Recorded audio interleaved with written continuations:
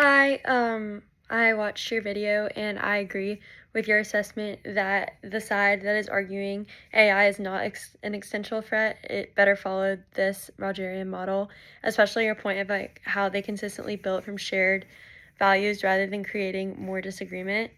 I really enjoyed that you pointed that out and I really agreed with that in my response.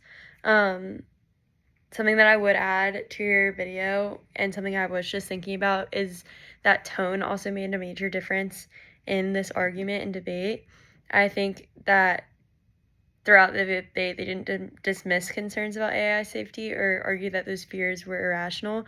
Instead, they argued that those concerns were valid and that they believe regulations of these AI platforms and public oversight were a good response rather than focusing firstly and primarily on catastrophic future scenarios.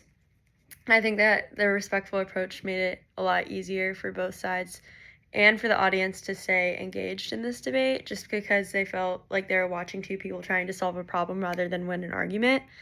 I also agree and thought that Carl Miller's use of real world examples did strengthen this approach that he took when he referenced things such as social media and the algorithm and regulation of these platforms. He connected the discussion to like real world problems, which I really enjoyed.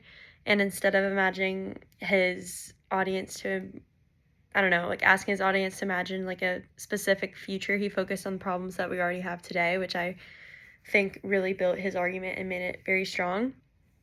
So yeah, overall I do agree with your conclusion, and I think that another reason that this side was more persuasive was because they combined these Rogerian principles with practical examples, such as social media, and they didn't just identify common ground, and they showed how common ground can lead to realistic solutions, which made their argument even stronger, I think. And so, yeah, overall, I agree with what you had to say in your video. Great video, and thank you so much.